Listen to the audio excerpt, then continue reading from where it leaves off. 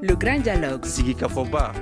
Edouani Wamakaran. Le Grand Dialogue, l'émission de débat du studio Tamani sur votre radio. Chenni Beri. Halud Mauli. Chenni Beri. Sigi Kafoba. Le Grand Dialogue. Lamɛnbaaw an b'aw bɛɛ fo ka waleɲuman dɔn i n'a fɔ aw b'a kalama cogoya min na studio Tamani ale kɛlen don ka wuli ka jɔ belebeleba labɛn walasa kalata bɛɛ lajɛlen ka se k'i ka hakɛ ani i ka laɲiniw ka se ka sabatiya a ko la o hukumu kɔnɔna de la an ka sigi kafɔba ale bɛ k'i senna yaala ayiwa jamana marabolo caman kɔnɔna na bi an bɛ Segu mara la an bɛ radio saniya kɔnɔna na an bɛna kuma min ye kalata ale kɛkun ye jumɛn ye a n'a bɛ se ka kɛ ko ɲuman cogo di walasa ka kumaw ko kan an ye wele bila naani ma fɔlɔ o y'an ba ye Madame Traoré Aminata Dukure ale bɛ yan COSEM tɔgɔ la n'o ye jɛkulu ye minnu sigilen don société civile fɛ walasa ka se ka jateminɛ kɛ kalata walew kan Musa Traoré ale bɛ yan Segu dugutigiw tɔgɔ la Isa Kone ale bɛ yan gouvernorat tɔgɔ la ale ka baara ɲɛsinen don ladili ma min ye ayiwa sɛbɛnko ani sariyakow ma Seydou Koulibaly ale bɛ yan nɔ commission électorale régionale indépendante n'o ye CENI ye ale bolofara min bɛ Segu ale y'o ɲɛma ye ne yɛrɛ ye Muhamadu Touré aw bɛɛ lajɛlen danse. Le Grand Dialogue. Ayiwa kalata hukumu kɔnɔna na cɛbɔ ye maa joli ye ayiwa bureau olu bɛ cogo di campagne ale daminɛna hali bi a ko bɛ bolo jumɛn de kan an ka correspondant Mohamed Cissé ale bɛna ɲɛfɔli kan ɲɛna o kalata ko kan an ka ale lamɛn. Wasaden kalata campagne baaraw daminɛna Segu marabolo kɔnɔ kabini mars kalo tile 7 tɛmɛnen a ka ca ni maa miliyɔn 1 ani 170,000 ye minnu kan ka kalata Segu mara kɔnɔ sɛbɛnfura 53 olu de bi ɲɔgɔn dan na Segu marabolo kɔnɔ o la maa minnu farala ɲɔgɔn kan n'an ko ma ko alliance olu bɛ taa sɛbɛnfura 37 la minnu taar'u kelen na ni o ye indépendant ye o ye sɛbɛnfura 3 ye parti politique 13 olu de bɛ a ko kɔnɔna na o la cɛbɔ ye maa 202 minnu kɛmɛ k'i kanbɔ wasaden kalata min kan ka kɛ mars kalo tile 29 nata Segu région kɔnɔ o sɛbɛnfuraw cɛla muso 67 olu de b'a la député 25 o de kan ka ɲini nin ko kɔnɔna na n'i ye sɛbɛnfuraw tagabolo lajɛ cerclew kɔnɔna barawuli ale ye sɛbɛnfura 7 ye bila olu ta fana ye 7 ye ɲɔnɔkaw ta ye 8 ye Segu olu ta ye sɛbɛnfura 9 ye Sangaw olu ta ye 4 ye Tomiya olu ta ye 6 ye Masina olu ta ye sɛbɛnfura 12 ye ka kɛ ni mara ɲɛmɔgɔ ka fɔ la ale y'a jirasa k'a fɔ ko fɛn min ye kalata sɛbɛnw ye k'olu baaraw bɛ ka kɛ basigi kɔnɔna na a y'a yira k'a fɔ arabadon n'o bɛnna mars kalo tile 11 ma k'o don kofɔlen in na k'i b'a ye k'a fɔ sɛbɛnfura 400,000 olu de taara Segu marabolo kɔnɔ o la n'i y'o lajɛ 100 sigila 34 n'a kunkanfɛn 4 o de taara o siratigɛ la n'i kɔni ye yɛrɛkɔfɔ in tagabolo lajɛ n'o ye campagne ye i b'a ye k'a fɔ ale senna ka suma kosɛbɛ marabolow kɔnɔna na kɛrɛnkɛrɛnnenya la Segu dugu yɛrɛ kɔnɔ waati min yɛrɛ la nin gangan gosi in bi senna sigida maaw dɔw y'a jirasa k'a fɔ olu kɔni jɔrɔlen don Segu marabolo lakanako la. Ayiwa Isa Kone an bɛ don min na i ko bi lakana ayiwa o kumaw bɛ ka fɔ mais kalata labɛnni baaraw a bɛ bolo jumɛn de kan Segu mara kɔnɔ. Merci bien Touré. Donc Segu mara kɔnɔ yan an ye labɛnni daminɛ depuis décret bɔra an b'a fɔ ko convocation du collège électoral. Donc labɛn sabatira sira caman fɛ o labɛn komi a yɛrɛ b'a dɔn député sigi la an b'a fɔ cercle ma ko circonscription électorale donc baara ni a fanba bɛɛ sinsinnen bɛ olu de kan ani sous préfecture ani arrondissement niveau la ani commune donc anw ka niveau la n'o ye région ye anw ka baara ye ka bɛɛ fara ɲɔgɔn kan ani k'a suit baara bɛ se ka ɲɛ cogo min na o ye anw ka accompagnement ye donc mais baara yɛrɛ fanba sinsinnen bɛ olu kan donc ni an y'a fɔ ko préparatifu sira fɛ an ye an ka préfet u ye acte dɔw poser ani sous préfet u ye acte dɔw poser n'o o yɛrɛ sɔrɔ chronogramme kɔnɔna na donc an bɛ olu de an bɛ se k'olu de ɲɛfɔ sisan k'olu yira donc bureau de vote création a fɔra ko olu bɛ kɛ jusqu'au 12-13 donc bureau de vote olu créera an tilara olu la an bɛ nomination des agents électoraux an b'o labɛn na olu ma ban fɔlɔ kosɛbɛ parce que a ma remonter ka se an ma yan maintenant cadre yɛrɛ organisation sira fɛ an ye anw yɛrɛ niveau régional la d'abord an ye cadre de concertation dɔ sigi sen kan n'o ye acteur bɛɛ lajɛlen n'olu bɛɛ lajɛlen bɛ se ka ɲɔgɔn sɔrɔ cogo min na ka kuma élection ni a bɛ se ka dérouler ka ɲɛ cogo min na donc an y'o sigi an ye tɔnsigi fila k'a la tɔnsigi laban yɛrɛ an y'o kɛ alamisa tɛmɛnen jumadon tɛmɛnen kɔrɔ donc ni o bɔra la cadre de concertation olu bɔlen kɔ a la an ye commission sous commission ni commission n'o ye préfet ka niveau ye préfet carte d'électeur bɛ ka distribuer sisan depuis le 7 donc comme u bɛ ka distribuer donc commission dɔw sigira ani sous commission dɔw sigira Segu mara kɔnɔ mais n'an b'a globalité bɛɛ ta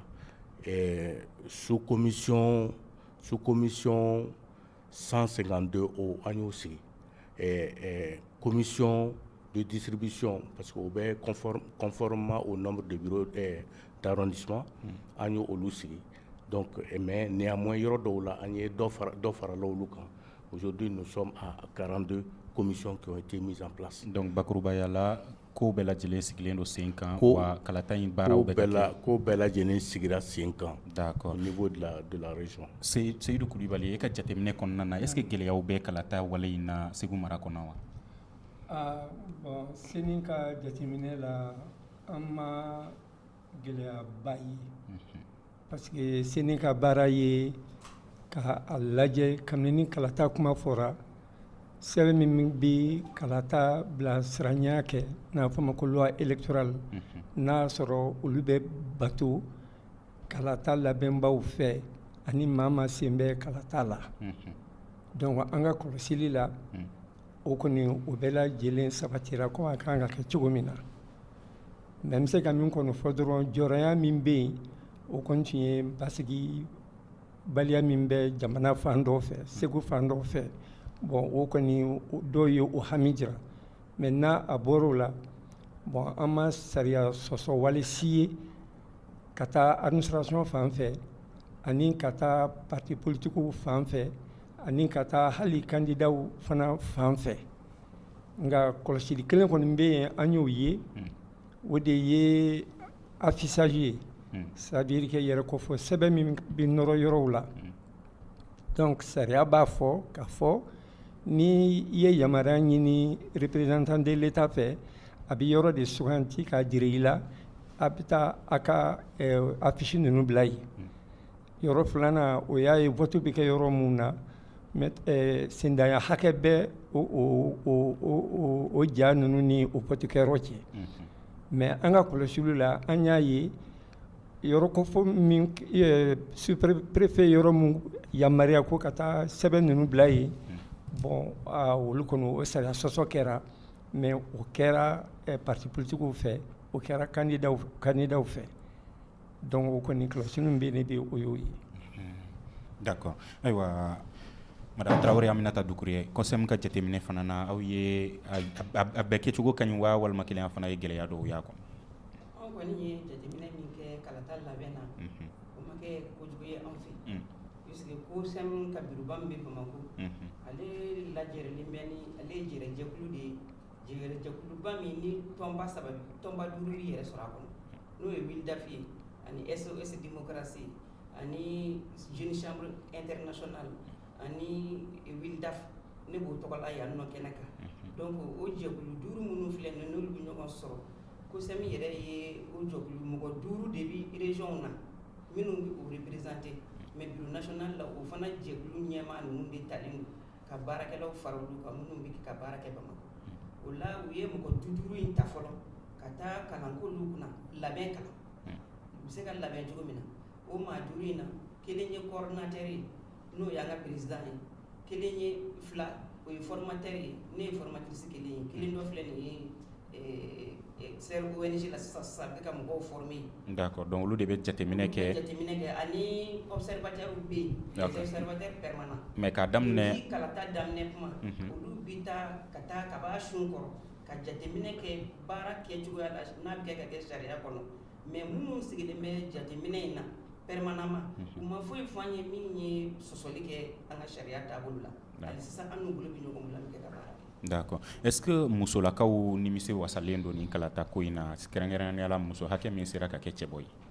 An bɛ se k'a fɔ dɔɔni de don jibi don kɔ la puisque muso kun jatelen tɛ a ko la fɔlɔ sisan n'i y'a ye muso 20 sɔrɔla k'i kanbɔ o b'a yira k'a fɔ ko dɔnniya bɛ kɛ ka na ko faamuyali bɛ kɛ ka na hali bi an b'an cɛsiri nka an bɛ min ɲini an ka laɲini ma sabati.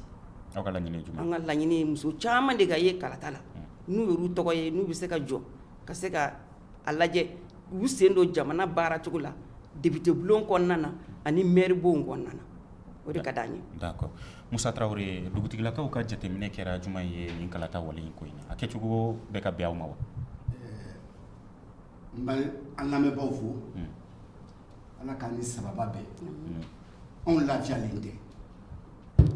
Cogo di? Anw ye dugutigilakaw ye élection in o de kama cɛbɔ député sigi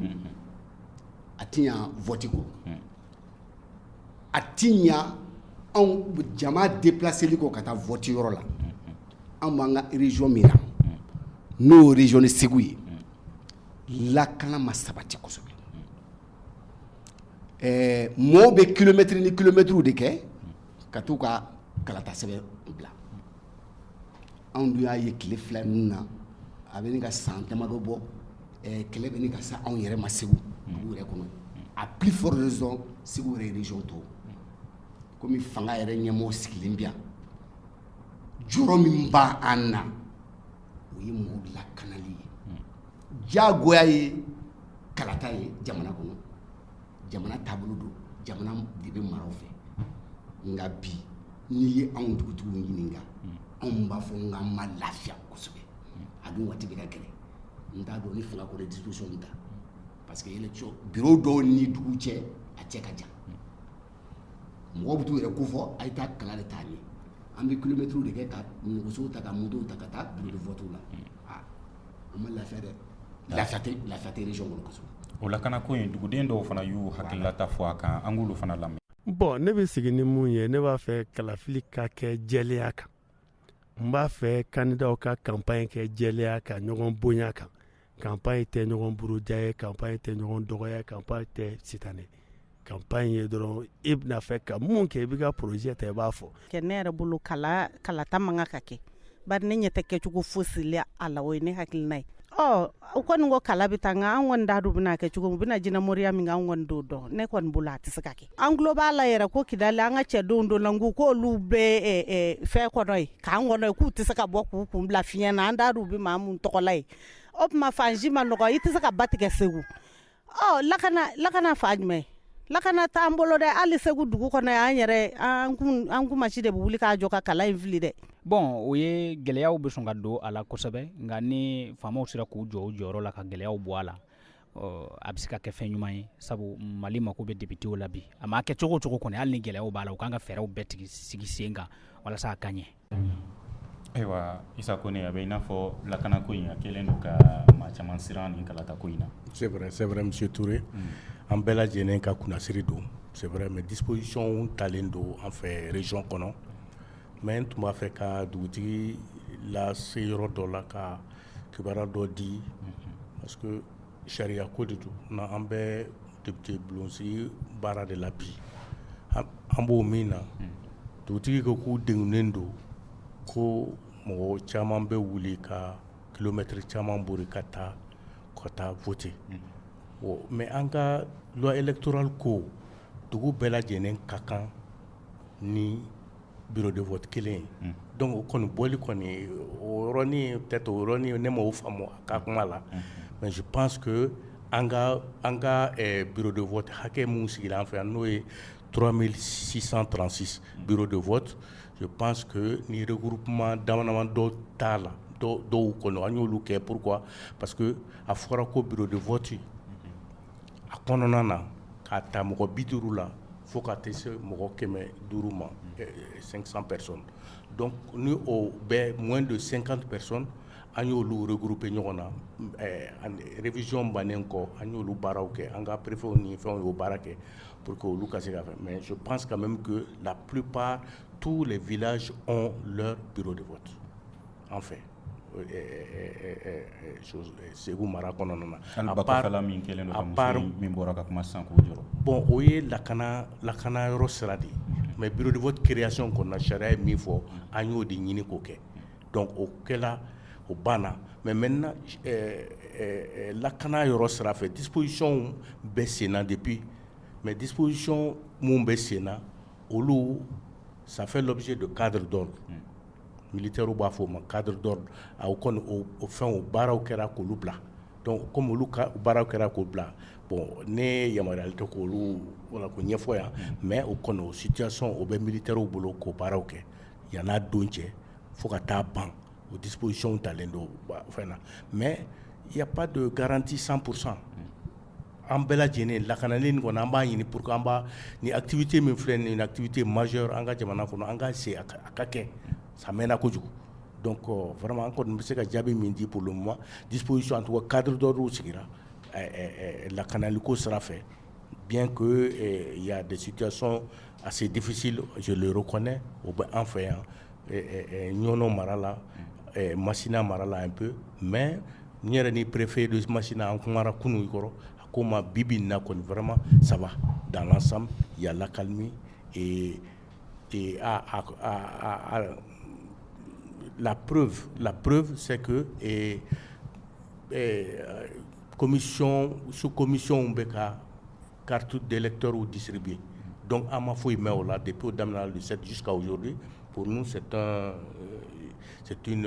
pour le moment c'est un point qui est assez positif là-dedans.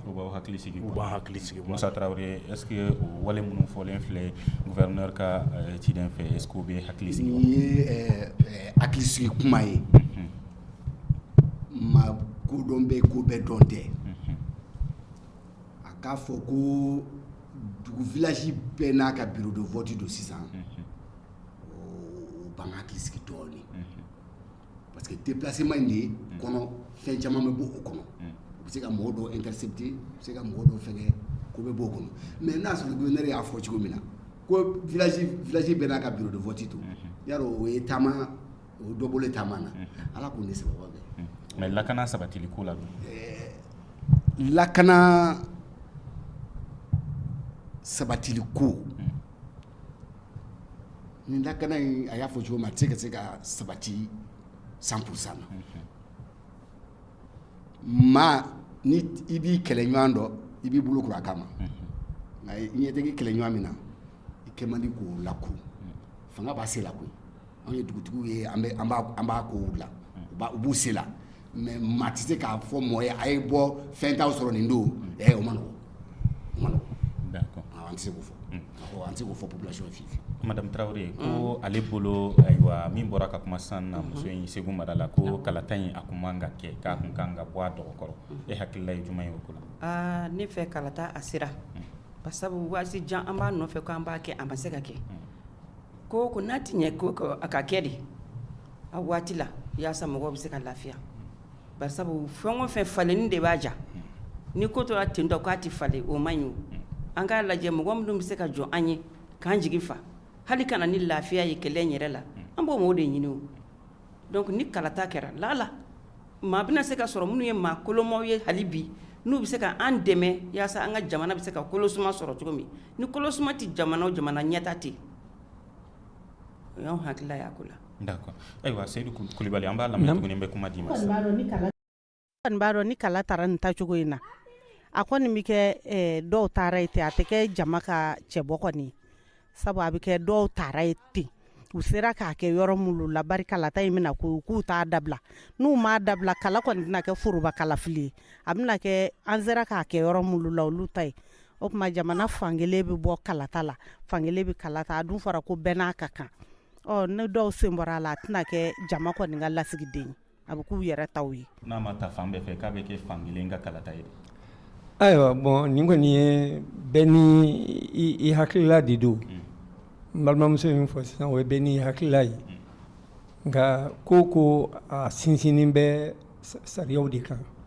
komi n ka kuma daminɛ na n y'a fɔ n ko an ka votikɛ sariya min bɛ yen nɔ u bɛ ko bololatigɛ cogo min na baara bɛ kɛ o sababuya de la n'i y'a ye kalata kuma yɛrɛ fɔ la o kɔrɔ sariya de b'a yamaruya bon maintenant an bɛ ko dɔ la sisan nɔ bon n'o ye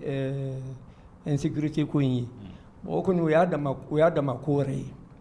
bon an bɛɛ b'a dɔn bi maa bɛ kalata koɲɛ in dilali bolofara dɔ la bɛɛ ɲɛ b'a la fanga bɛ kan ka labɛn mun kɛ pour que a se n'a damajira la basigi bɛ se ka kɛ yɔrɔ la bon gouverneur ka ladilikɛla ye kuma dɔ fɔ sisan nɔ bon tiɲɛ don parce que ni sariya in bɛ yen nɔ a mɛnna dɔɔni dugu n'a bɛ taa maa 50 la ou bien maa 500 la ko bureau de poste bureau poste kan ka kɛ yen bon n'i y'o misali ta k'a lajɛ ani an ka finitigiw ka baarakɛcogo n'o kɛra an ma gundo ye u ko ma k'u b'a la n'i y'o fana ta k'a lajɛ donc bon n'ala ko min ka kɛ o bɛ se ka kɛ kɔni sinon vraiment jigiya bɛ yen o ye kelen ye a filanan bon kuma cogo la tuguni k'a fɔ ni kala taara k'a bɛ kɛ fankelenma ye bon o kɔrɔ Mali fankelen votera fankelen ma voté bon o tamasiyɛn bɛ ta cogo min na an t'a fɛ o ka se Mali ma wa an y'an to o cogo la parce que an y'a ye jamanajɛ kɛra hali sisan an ka foroba kuma basigi min kɛra Bamakɔ ni nin ko ninnu bɛɛ lajɛlen wolola o kɔnɔna na o da sumusumu baara ninnu mais n'a bɔra commune dama dɔ la Mali commune bɛɛ lajɛlen a kɛra yen.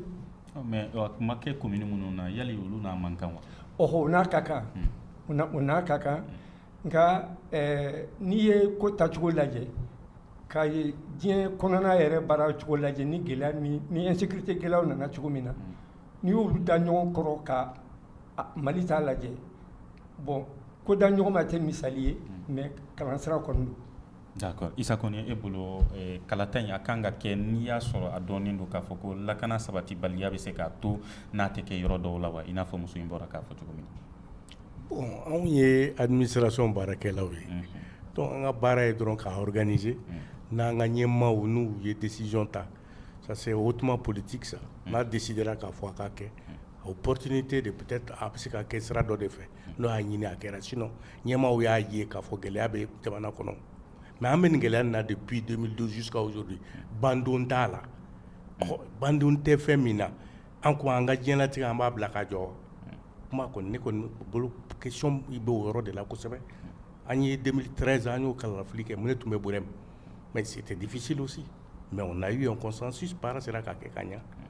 mais ni jama bɛnna kan kelen min kan an ka taa o ma je pense que o de y'a ɲuman ye ni bɛɛ bɛnna k'a fɔ a ka kɛ parce que fɛnkɛ président y'a fɔ sisan ko an ye conférence min kɛ sisan laban min kɛ sisan o kɔnɔna la a wolola ni hakilina caman ye n'a ɲinina gouvernement fɛ ko gouvernement k'olu sabati a k'olu latigɛ donc an b'olu baara de la o ne bolo kɔni vraiment an t'a fɔ ko an b'a hakilina jɔlen sɔrɔ a la mais jamana kɔni bɛ gɛlɛya la et il faut vivre il faut faire quelque chose je pense que an kɔni an b'o hakilina kɔnɔ pour le moment. Musa e mun faamu la ko an bɛ gɛlɛya la bandon kɛ a la donc hukumu kɔnɔna na kalata kan ka kɛ e mun faamu la. bon fanga ka ɲɛmaa ye min fɔ a ye tiɲɛ fɔ ni jamana tɛna jɔ ni jamana kan ka mara a kan ka mara cogo minnu na n'o waatiw sera o gangan bɛ fɔ n'o fɔra diyagoya ye cɛbɔ in député sigi ye n'o tɛ jamana a y'a fɔ cogo min na depuis 2012 a ko bɛ sen na an bɛ ala de deli ala ka ani sababa bɛɛ anw ye dugutigilakaw ye anw ko enquête ni jama bɛ bɔ yɔrɔ min jama bɛ se ka lakana cogo min ani jama b'a ka wasa sɔrɔ cogo min an b'o thèse de défend. D'accord an bɛ dugudenw lamɛn tuguni. Jamana in ti jamana normal ye quoi an ti jamana normal la donc élection tɛ se ka kɛ i b'a fɔ ko élection normal fana donc fo bɛɛ k'o de faamu sécurité tɛ yen a tɛna kɛ i b'a fɔ élection tɔw kɛra cogo min na élection tɛ se ka kɛ ten fiyewu i b'a sɔrɔ yɔrɔ dɔ bɛ vote kɛ yen yɔrɔ dɔ vote bɛ kɛ yen donc parti politiques u ka campagne kɔnɔna na olu de bɛ se ka message d'apaisement di mɔgɔw ma ka se ka parce que kuma ye bombe de ye quoi donc u ka se ka kuma fɔ kuma minnu na ni apaisement ye jamana kɔnɔ mankan kana kɛ. Madame Traoré an bɛ don min na i ko bi campagne daminɛna a bɛ Segu mara kɔnɔna na a bɛ Mali fan 14 bɛɛ lajɛlen kɔnɔna na campagne in kɔnɔna na ayiwa kuma daminɛ na Seydou Kulibali kun y'a fɔ ko gɛlɛya dɔ ye min ye k'o ye affichage ko ninnu aw ka jateminɛw bɔra o kan anw ka observateur ka ma fɛn fɔ an ye o kan olu kɔni bɛ baara la fanga fɛ u bɛ baara la lajɛyɔrɔw la nka u ma kunnafoni di an ma k'a fɔ perepere latigɛ la k'a fɔ nin de bɛ kɛ ka kɛ min ni sariya ti bɛn ko sɛ mɔgɔw ma observateur m'o fɔ an ɲɛna. D'accord Isa Kone aw y'o o kibaruya sɔrɔ wa k'a fɔ ko dankari bɛ ka kɛ sariya la campagne in hukumu kɔnɔna na affichage kɛli la. Donc an m'a mɛn pour le moment kɔni dugu kɔnɔ yan an kɔni an bɛ yala yala ne kɔni ma a fɛn ye mais je pense quand même que n'i y'a ye président y'a fɔ olu ka baara de y'o ye kɔlɔsili donc c'est sûr que a kɛra mais sariya kɔni y'a fɔ ko ni affichage ni élection bi kɛ affichage kan ka kɛ a tɔgɔ de fɛngɛ de les préfets doivent prendre des décisions dans ce sens pour montrer là où les partis politiques kan ani indépendants mun bɛ fɛ kalafili la u bɛ se k'u ka fɛnw poser yɔrɔ min na u ka afficher kɛ yɔrɔ min na donc jusqu'au niveau même des bureaux de vote donc o bɛɛ fɔlen don. Donc moi je pense qu'il faut demander aux partis politiques, à tous ceux qui concourent dans ce sens-là, au cas Sharia Bato. Mais nous, le Bora Kalama, c'est ni manga kunafoni la c'est auma. Oui, bon, en cadre de concertation d'OB, nan sigera nya fo yanga cadre de concertation d'osigi avec les trucs, comment m'a évoqué. Voilà, donc on m'a évoqué. Voilà, pour le moment quand même. Voilà. Ouais, tiɲɛ don a ye min fɔ tiɲɛ don an ma kuma lase u ma bon an ma kuma lase u ma min na o ye baara n'a a kɛcogo de ye komi n y'a fɔ Segu n b'a préfet la tigɛ tuguni quoi Segu préfet ye yamaruya di ko parti politique ka affiche bila yɔrɔ min na an b'a fɔ balontan yɔrɔ kɛnɛ ma municipal stade municipal Sori Konanji bon o banni fɛ bolo o de bilalen bɛ parti politique ni candidat u k'u ka affiche bila yen bon maintenant conseil ye min fɔ sisan nɔ bureau de vote ka ca o bureau de vote ni affiche bila yɔrɔ hakɛ fɔlen b'o la sariya fɛ donc hali n'i tɛmɛna sisan i b'a ye o n'i taara rond point na i bɛ affiche ye rond point ma fɔ o bon mais pour que seni ka taa n'a ye cadre de concertation na bon il faudra que an ka bɔ a kalama fɔlɔ min taara bila yen mais o tɛ se ka dɔn photo ninnu fɛ wa ayi photo fɛ a tɛ se ka dɔn peut-être i b'a dɔn nin ye karisa nin ye nin kulu in ta ye ou bien nin ye parti in ta ye mais min taara a nɔrɔ ye min taara a nɔrɔ ye parce que action de police dɔ b'a la o préfet de kan k'o sariya ta est-ce que tu vois donc n'i ma ye k'i bɛ maa bila jɔn na o k'a sɔrɔ a lakɛka bɛ yɛrɛ bolo bon an dun tɛ k'a fɔ ko an bɛ surveillance kan an to yen an t'a organiser an ta ye k'a superviser ani k'a suivi kɛ bon donc o la normalement ni i y'a tigi ye il faut k'i ka constat de huissier fana kɛ de bon nin si t'an ka baara ye conseil kɔni min fɔ sisan conseil min fɔ sisan effectivement cas de constatation min kɛra alamisa don tɛmɛlen bon baara de cayara quoi a taara an hakili kan sinon tun b'a fɔ yen yɔrɔ la k'a fɔ ko de bɛ kan ka kɛ min man kan ka kɛ. D'accord, n bɛ kuma di Isa ma mais ni a wale ninnu kɛra cɛbɔ de bɛ ɲɛgin wa walima kelen nɔrɔba ninnu de bɛ ɲɛgin ka d'a kan nɔrɔba ninnu fana bɛ ka baara kɛ cɛbɔ in de kun. Bon, en fait n yɛrɛ bolo affiche bɛ minnu kan olu de don ka cidenw de bɛ taa olu de bɛ taa nɔrɔ donc n'a kɛra je pense que o kan ka préfet ka attention attirer a kan parce que ale a réglementé len de don donc pratiquement ale de bɛ se ka décision ta fɛnw kan donc ne bolo n bɛ se ka min kɔni fɔ seni ka représentant ye c'est que u ka a lase préfet ma pour voir à peu près a bɛ se ka corriger cogo min na sinon o incorrection bɛ caya dɛ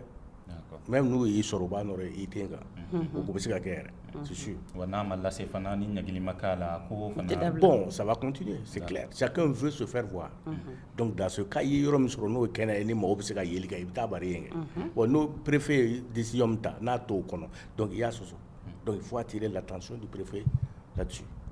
Donc ya yira fana k'a fɔ ko campagne bɛ sen na nka ni donna Segu mara kɔnɔ a bɛ k'i kɔnɔ k'a fɔ ko kalata labɛnni baaraw yɛrɛ tɛ sen na ka d'a kan k'i tɛ ayiwa fɛn ye yen min b'a yira k'a fɔ ko ayiwa kalata kow bɛ sen na an ka dugudenw dɔw lamɛn o ko la. Ne ma campagne yɛrɛ ye fɔlɔ fo n'a y'a sɔrɔ u bɛ k'a kɛ togodaw la fɔlɔ an kɔni fɛ yan Segu mankan di yan fɔlɔ foyi tɛ yan hali n'a y'a sɔrɔ campagne bɛ yen carte ko in ka kan ka fɔ mɔgɔ ye bari a fɔra ko carte kuraw de nana maaw t'o si kalama n'i ye maa ma ɲininka o b'a fɔ ko kɔrɔlen de b'a bolo k'a bɛ kɛ n'o ye k'a sɔrɔ o tɛ yɔrɔ o kɔrɔ b'a jira k'a fɔ ko campagne ma gajan anw fɛ yan kosɛbɛ an bɛ k'a lajɛ n kɔni ɲɛ tɛ maa la fɔlɔ yan'a don cɛ ni ma maa ye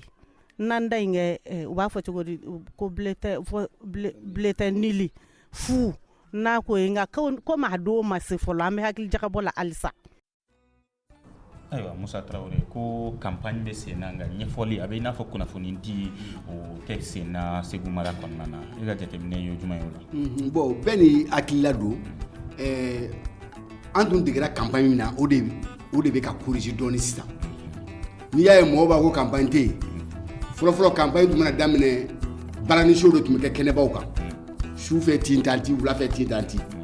mais semble que politiciens y'a dɔn k'a fɔ i b'a sɔrɔ nafaba tɛ o la. N'o tɛ an minnu ye dugutigilakaw ye tile tɛ kɛ n'i ma candidat dɔ ma don so kɔnɔ an b'a dɔn campagne bɛ yen mais muso ye min fɔ sisan mɔgɔw tun degera campagne fɔlɔfɔlɔ minnu na ambiance caman de bɔra o la o de y'a to mɔgɔw b'a fɔ ko envergure ba t'a la parce que mɔgɔw tɛ ambiance ɲɛ tɛ ambiance la anw dun bɛ ambiance de fɛ mɔgɔw b'a fɛ ka caravane kɛ. Le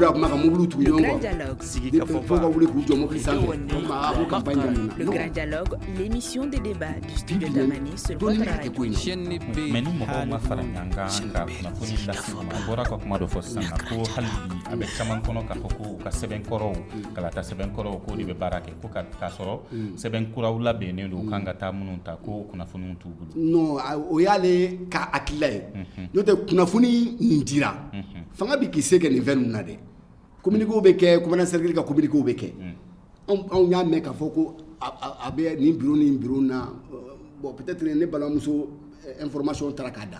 n'o tɛ nin ko in fɔra a bɛ tile 10 caman bɔ sisan ko kalata kura sɛbɛnw bɛ ka fɛngɛ bon a y'a fɔ ko daminɛ la mais sani ka taa tile 15 wɛrɛ se i b'a sɔrɔ a ventilela bɛɛ bɔra a kalama. D'accord Madame Traoré kalata in na kunnafoni dili dugudenw ma kɛrɛnkɛrɛnnenya la u ka hakɛw kan est-ce que tɔ ka jɛ to o la wa? An bɛ se k'a fɔ dɔ bɛ kɛ ka k'a la dɔ bɛ kɛ ka k'a la basabu mɔgɔw y'a faamu k'a fɔ nuba fɔ ni balaba fɔ ni mankanba ci a bɛ sɔrɔ musokunda de musow bɛ kɛ ka kunnafoni sisan kalata taabolo la kabi kalata ma se kunnafoni bɛ kɛ ka di musow ma duguma k'a fɔ ni kalata sera a y'a lajɛ a ka maa ɲini maa min bɛ se ka aw ka tiɲɛ jira aw la ka aw bilasira nka a kana kɛ tɛgɛrɛba fɔ ni baramaminɛ ni te minɛ ni t-shirt minɛ o de ye mankan ye donc n'o tigɛ ka kɛ fo mɔgɔw bɛ kɛ k'a ɲɛfɔ ɲɔgɔn ye de jɛyɔrɔkuluw la ani tɔnsigiyɔrɔw la musow b'a ɲɛfɔ ɲɔgɔn ye k'a fɔ an k'a kɛ tan an k'a kɛ tan an k'a kɛ tan a y'o min fɔ ne bɛ se k'a fɔ ko n bɛ se k'o seereya basabu dɔw yɛrɛ wulila ka s'an ma k'a fɔ aw ye maa lakodɔnnenw ye o tuma na a bɛ cogo di kalata bɛ cogo di an b'a fɔ an ti foyi minɛ maa bolo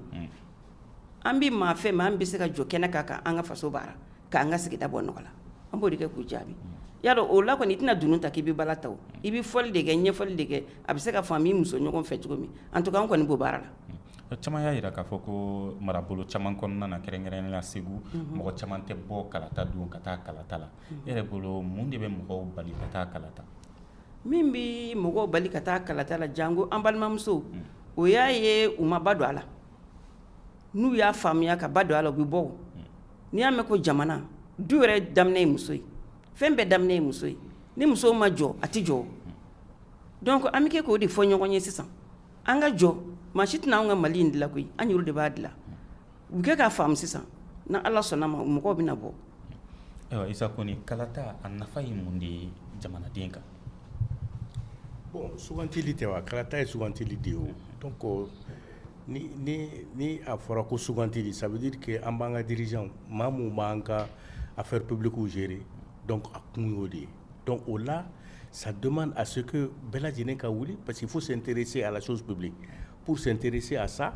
il faut que k'a dɔn min de don mais an balimamuso ka kuma nin ne bolo vraiment anw yɛrɛ yaala la gouverneur wulila ka yaala ka taa supervision na ka taa filɛ parce que an ka fɛngɛ an bɛ jateminɛ kɛ fɛn dɔw de kan mun b'a to mun b'a yira an na k'a fɔ est-ce que mɔgɔw intéressé don aujourd'hui à la date d'aujourd'hui an bɛ studio kɔnɔ à la date d'aujourd'hui nous sommes à 48,48% d'enlèvement de cartes presque la moitié en combien de jours une semaine et quelques parce que a daminɛna le 7 donc an ka jate la ni mɔgɔw intéressé la ka bɔ an b'a faamu la k'a fɔ ko vraiment campagne bɛ k'a kɛ ka mɔgɔw pousser u ka bɔ parce que mɔgɔ ti campagne kɛ n'i ye n ta mɔgɔ ka kuma de don ni ko n b'a fɛ ka gagner million na loterie la f'i ka taa billet de ta donc maa minnu bɛ yen ni olu bɛ k'a fɔ ko a bɛ nin cogo la peut-être k'u t'a kalama ten kosɛbɛ mais an kɔni passera dugutigilakaw fɛ ils se sont investis et gouverneur y'u bɛɛ félicité an kɔni bɔnna yɔrɔ o yɔrɔ quartier ninnu na an y'a ye gouverneur a tɔgɔ di chef de village n'u denw u mobiliselen don u yɛrɛ ka quartier kɔnɔ ka mɔgɔw labɔ pour que u ka se ka taa u ka fɛnw ta. u ka kɔrɔba yira ɲina yɛlɛma bɛna don à la taux de participation ko la. taux de participation en tout cas 48 déjà ne bolo kɔni n'i ye a taux d'enlèvement filɛ dans l'ensemble on se dit que vraiment malgré que c'est calme ça va c'est calme ça va administrativement o kɔni an bɛ se ka min fɔ kɔni o y'o ye. D'accord. Kulibali. Oui. Ayiwa ko tuma dɔw la fana dɔw bɛ bɔ ka taa kalata la nka kalata kɛlen kɔfɛ ni sɛbɛnw taara i bɛ taa sɔrɔ dɔw ka kalata kɛcogo ma ɲa o kɔrɔ b'a jira kalata kɛcogo ma ɲɛ f'u ɲɛna ka ɲa de wa. Bon o kɔni ye parti politique ka baara ye ani société civile olu ka baara de ye u ye ka kalata cogo ɲɛfɔ bon ne dun ka fɔli kɔlɔsili kɔnɔna bon olu baaraw ka kan ka kɛ parce que élection tɛmɛnen na a kɛra n balimamuso yɛrɛ y'a fɛnkɛ sisan nɔ ONG bɛ na u bɛ mɔgɔw former y'a faamu vote bɛ kɛ cogo min na ani parti politique fana u bɛ formation fana kɛ bon n'i ye jate yɛrɛ minɛ tuguni yɛrɛ ja in u ka yɛrɛ ko fɔ ja in i b'a ye parti politique yɛrɛ ni candidat sɔmina sisan bolo kan ka da yɔrɔ min na dɛ u b'o yɔrɔnin yɛrɛ jira net bolokɔni kan ka da yɔrɔ min na donc a ka ca la an ka kɔlɔsili la a ka ca la bon mɔgɔ bɛ yen nɔ ni u bɛ se k'i masɔrɔ u bɛ o de f'i ye quoi ko i k'i bolokɔni place filɛ yɔrɔ min na dɛ n'i t'a da daba la i k'a da o yɔrɔ la bon o y'o ye bon a bɛ se ka kɛ tuguni bon ni ko dɔ bɛ yen nɔ n'a nana dɔrɔn i bɛ ɲaŋ dɔɔnin quoi i bɛ se ka fili ni façon dɔ bɛ se ka na sinon sisan kɔni vraiment bulletin k'a fɔ vote kɛcogo man ɲɛ bon a kan ka dɔgɔya D'accord. Ayiwa an tɛna cɛbɔ tɔgɔ fɔ an tɛna parti politique fana tɔgɔ fɔ nka dɔw fana bɛ k'a jira Segu mara la k'a fɔ ko u dabali bannen don wale dɔw la i n'a fɔ faraɲanga dɔw kɛlen don parti politique dɔw ni ɲɔgɔn cɛ ko o kɛlen don k'u dabali ban Musa Tarawele e hakilila ye jumɛn ye o ko ninnu ka faraɲanga cogo di i n'a fɔ ko parti dɔw minnu bɛ ayiwa majoritew la ani dɔw minnu bɛ opposition na olu ka faraɲanga k'o kɛlen don k'u dabali ban. Bon an kɔni ye dugutigilakaw ye nin fɛn ninnu bɛɛ y'an ka maa ye an bɛ maa fɛ maa min bɛ se k'an ka sigida bɔ nɔgɔ la a faraŋa mana kɛ cogo cogo i ye ndorin ni basa ni jakuma fara ɲɔgɔn kan n'a bɛ bɛn anw ka sigida fɛn ma a tɔɔrɔ si t'anw kan o kɔni anw t'o gérer k'a fɔ bon de toute façon comme moi je comprends e ye question posé ne kun ne bɛ ka fana bɛ ka n ka réflexion de fɔ donc partout ka alliance ninnu a tɔɔrɔ si tɛ dugutigiw kan an mɔgɔ bɛ cɛbɔ la cɛbɔ min nafa bɛ se a ka sigida ma o cɛbɔ mana fara ɲɔgɔn kan cogo cogo n'olu ka ɲi ni maaw voté ta t'an tɔɔrɔ a tɔɔrɔ si t'anw kan. Madame Traoré cɛbɔ min nafa bɛ se dugu ma o bɛ se ka sugandi cogo di cɛbɔ tɔw cɛ la. O bɛ se ka sugandi min na o ye minnu ka hami ye kelen ye mɔgɔ minnu ka hami ye kelen ye u ka yeta ye kelen ye u ka kungilenna ye kelen ye olu bɛ se ka fara ɲɔgɔn kan. mais pour que i ka se ka duguden ka se ka cɛbɔ dɔ sugandi f'a k'a sɔrɔ a b'u bɛɛ lamɛn k'u ka ayiwa wale sigilenw sen kan walasa segu ka se ka taa ɲɛ k'o dɔn mais est ce que o campagne kɔnɔna na u b'o suit wa est ce que o bɛ ɲɛfɔ yɛrɛ ayiwa cɛbɔ dugudenw ye. ne ma d'a la ko dugudenw b'o kunnafoni jɔn sɔrɔ k'a dɔn k'a fɔ nin cɛbɔ in nin cɛbɔ in olu kundilanna ye kelen ye an ka tugu o la. an ka kunnafoni dili ma se o ma hali bi ko perepere latigɛ an ka sigida mɔgɔw ye yaasa u ka faamuyali sɔrɔ o la olu kɔni ta ye dɔrɔn ko ninnu ni ninnu kɛra ɲɔgɔn kan olu kɛra ɲɔgɔn kan cogo di nka u kɛra ɲɔgɔn kan kun min na a perepere lati tigɛ u ye u ka dɔnniya sɔrɔ a la k'a fɔ k'u bɛ se k'u yɔrɔ sɔrɔ a kɔnɔ k'u yɛrɛ walawala a ko kala. ayiwa Isa Kone o ko la cɛbɔw hali u man ka dɔ fara u ka walew kan walasa ka se k'u ka programme jɔnjɔnw k'o ɲɛfɔ ayiwa dugudenw ye yan. Normalement, quand Kaketi, bon, je pense que politiquement, madame y'a fait tout bon, ni Tchebo, nous faire la je pense que la réalité qui est hors de ce que nous percevons en à côté là. Au moins, tout la KO, la CENI ou même c'est la même chose. Mais où le beau en réalité donc. Mais néanmoins, on peut yoro min kon kalama. C'est-à-dire, on peut en région kono, circonscription électorale ou B. Bon, les gens se côtoient tous les jours. Donc, ni dans les mêmes mamina. Je pense que je me mets dans la tête de ceux qui font les populations. Pratiquement, il y a un taux d'alphabétisation, taux de, le côté politique même, c'est-à-dire la culture politique. C'est à un niveau tel où on n'est pas à mesure d'avoir des personnes. Voilà, ma femme Kassola. En ben nim fait parce que n'intigi kokati bien ben tola. En tout cas, moi bata critères d'aucun qui n'ont rien à voir avec un programme pour le moment parce qu'il faut avoir le temps de diffuser un programme. Est-ce que autant ce rôle-là nous fait une on ne voit pas. Voilà, donc je pense quand même que c'est une autre réalité au niveau des politiques. Bon, je pense que il faut corriger cela. C'est du Koulibaly, il y a beaucoup de partis politiques qui ont été wardo et rebedi partis politiques ou wala sa ou kaseka ay wadugude on la donia ngamuna o wale ou ni bella jelente nyefo foni campagne ou manadam ne wati minima. Bon, a doit be nyefo de